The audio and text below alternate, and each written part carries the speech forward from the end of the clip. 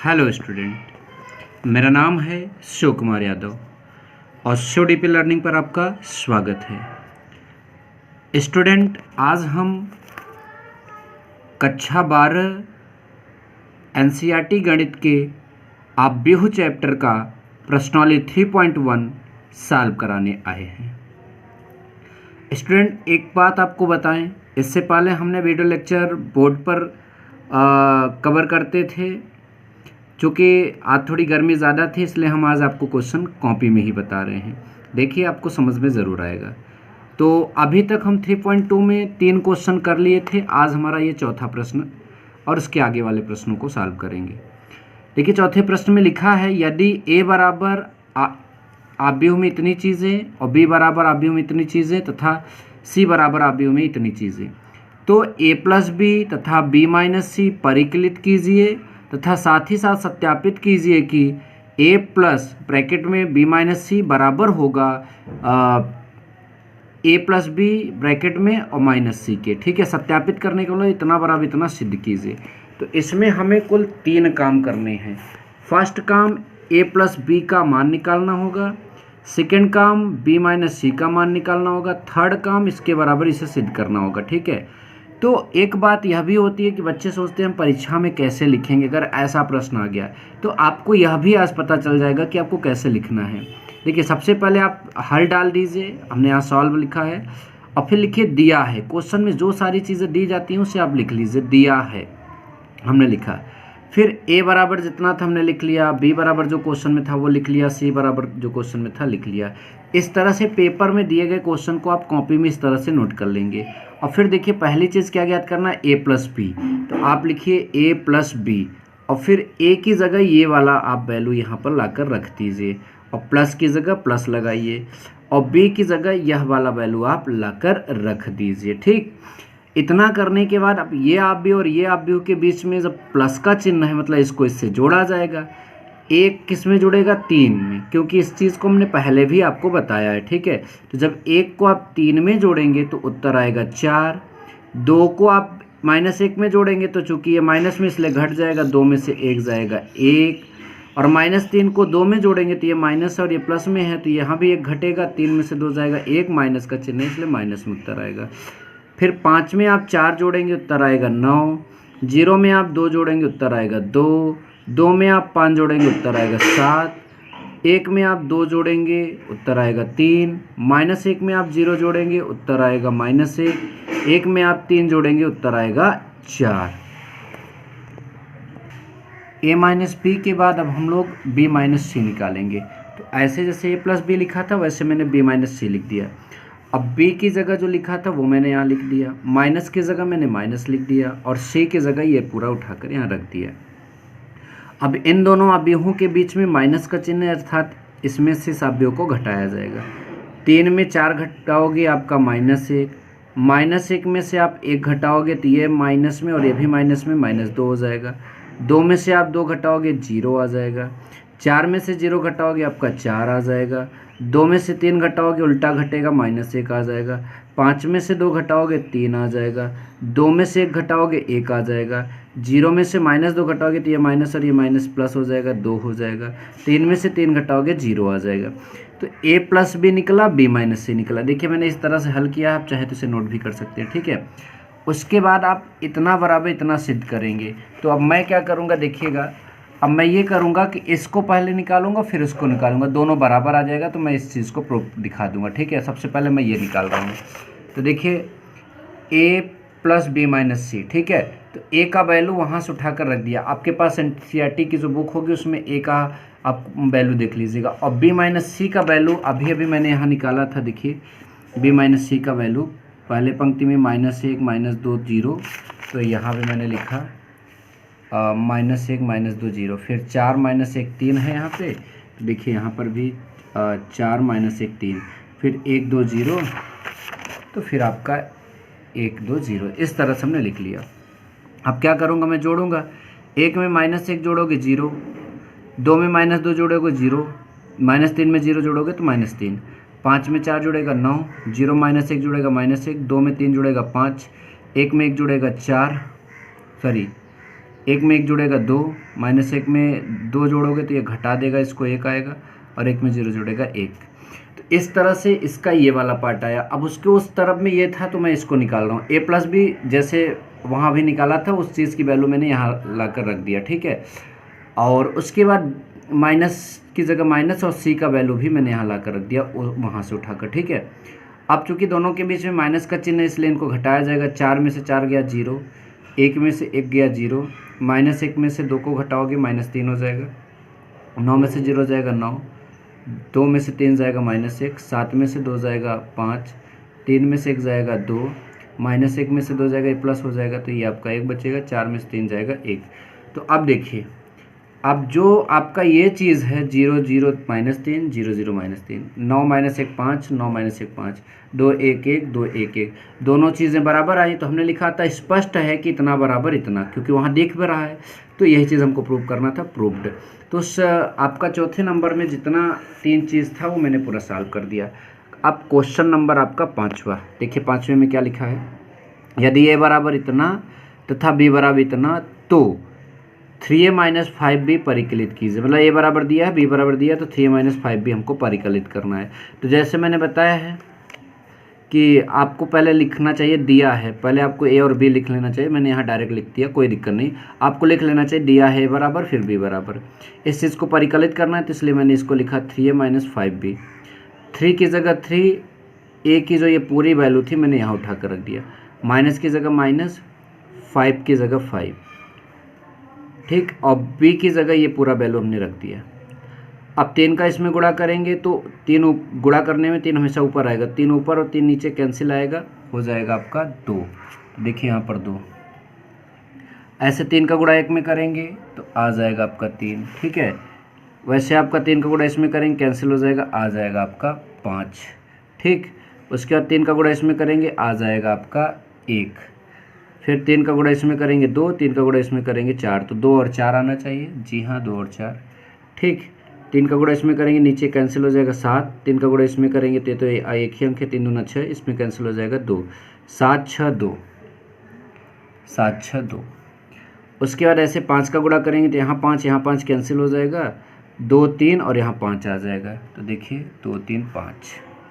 उसके बाद 5 गुणा इसमें करेंगे, 5 5 कैंसिल, 1 2 4, देखिए 1 2 4, और यहाँ 5 गुणा करेंगे तो कैंसिल हो जाएगा, 7 6 2, तो 7 6 2।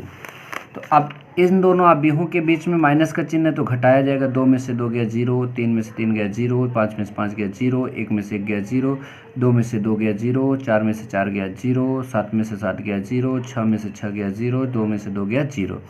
तो इस तरह से आपका 5वें प्रश्न में शून्य अवयव आंसर आया। मतलब ये दिया था और इसको परिकलित करना था, तो हमने इसको जब पूरा सॉल्व किया तो हमारा उत्तर निकल कर आया 0 0 0। मतलब पूरे अवयव के 0 हैं, अर्थात शून्य अवयव निकल कर आया। आज 6वां नंबर प्रश्न जो है इसको भी देखते हैं। लिख रहा है सरल कीजिए कॉस थीटा, फिर अवयव के अंदर पहले पंक्ति में कॉस थीटा साइन थीटा, दूसरे पंक्ति में minus sine theta cos theta है, प्लस साइन थीटा, पहले पंक्ति में sign theta minus cos theta है, फिर उसके बाद कॉस थीटा और साइन थीटा है। उसके बाद अब हमें हल करना है, तो हल करते समय ध्यान दीजिए, आप इस प्रश्न को एक बार नोट करें यहाँ पर। तो हमने एज इट इज़ प्रश्न को उतार दिया। अब देखिए इस अवयव के बाहर ये चीज़ है, तो हमने एक नियम बताया था कि अगर अवयव के बाहर कोई अंक हो, कोई भी चीज़ हो, तो उस चीज़ का गुणा आप अवयव के हर एक अवयव से ज़रूर कराएंगे। तो कास का गुणा कास में होगा कास स्क्वायर थीटा, फिर कास का गुणा साइन में होगा cos theta sine theta, cos का गुणा साइन में होगा cos theta sine theta, minus था माइनस लिख दिया, फिर कास का गुणा कास में होगा कास स्क्वायर थीटा, प्लस की जगह प्लस। ऐसे साइन का इसमें गुणा होगा, साइन का इसमें होगा साइन स्क्वायर थीटा, इसमें होगा minus sign theta into cos theta, इसमें होगा sign theta into cos theta, इसमें होगा साइन स्क्वायर थीटा। अब अगले लाइन में दोनों अवयवों के बीच में प्लस का चिन्ह, मतलब संगत अवयव जोड़े जाएंगे। इसको इसमें जोड़ा जाएगा cos square theta plus sine square theta, इसको इसमें जोड़ा जाएगा, लेकिन प्लस और माइनस के कारण माइनस हो जाएगा, तो sign theta into cos theta ऐसे लिख लिया, फिर sign theta into cos theta लिख दिया।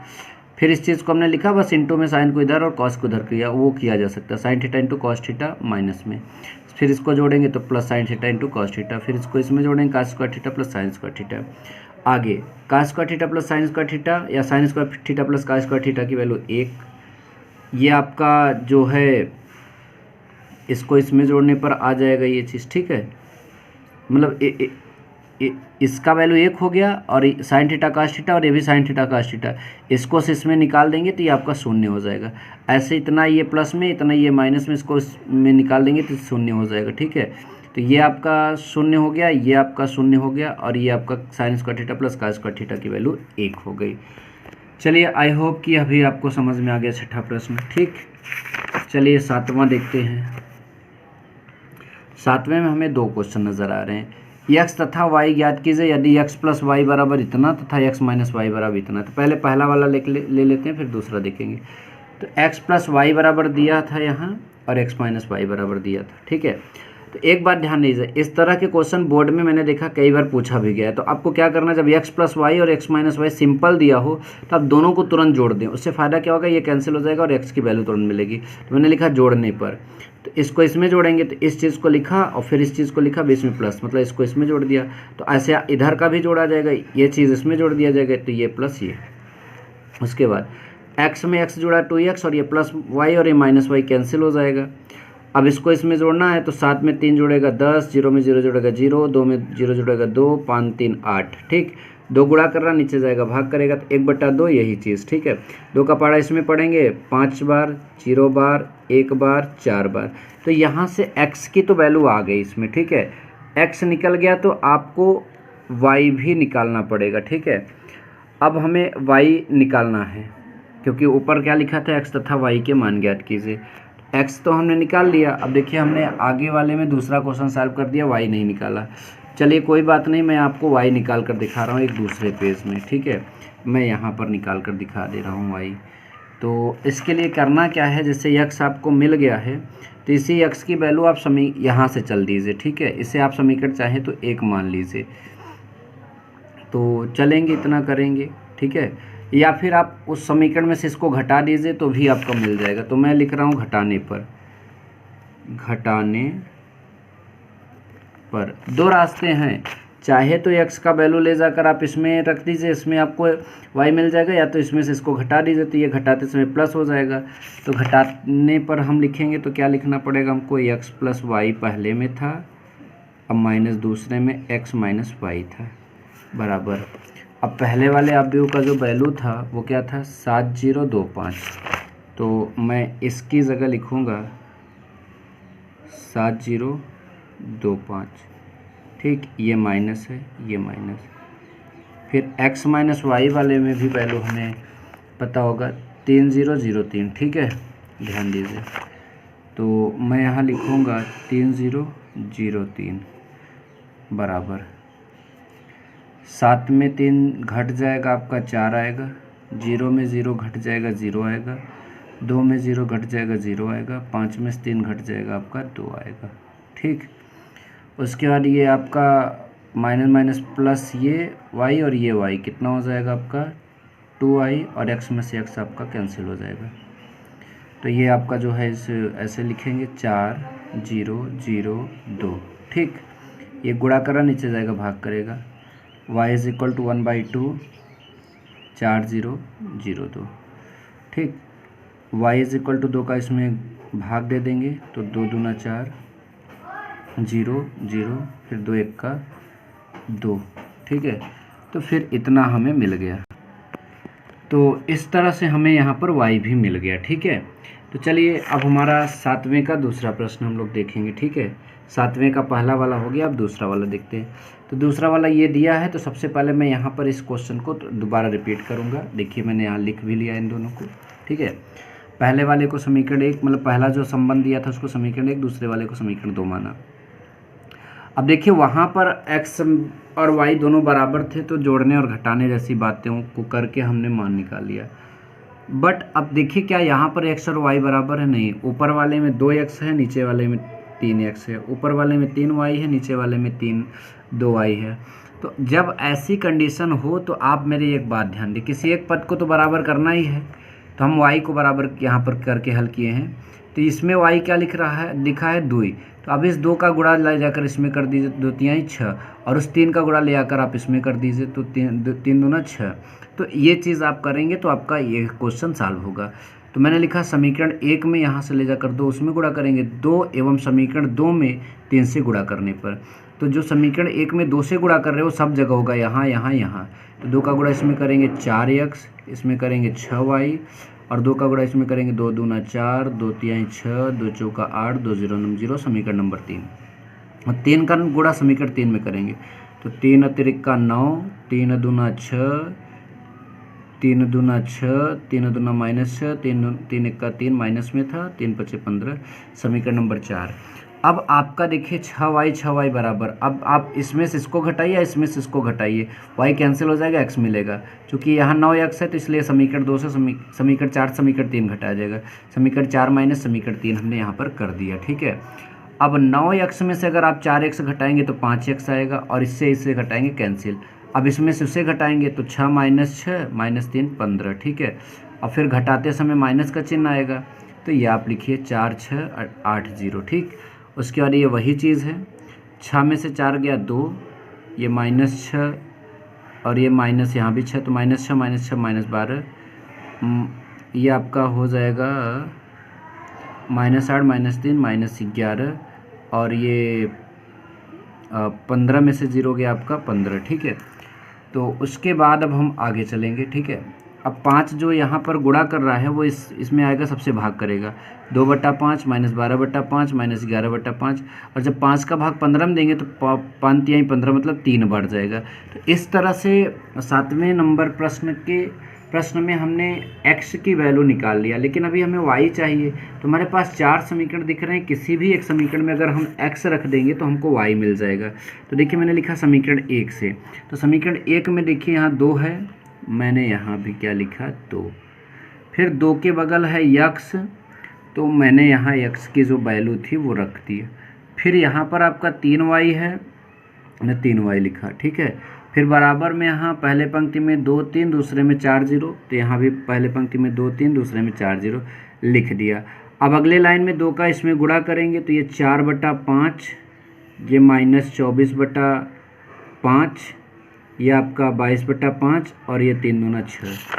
तो देखिए ऐसा ही कुछ होगा, 4/5 -24/5 -22/5 और 3 दूना 6, और प्लस 3y था बराबर में जो लिखा था मैंने लिख लिया। आप क्वेश्चन खुद ही अगर लिखते चलेंगे तो खुद ही पता चलेगा कि आगे क्या है, ठीक है।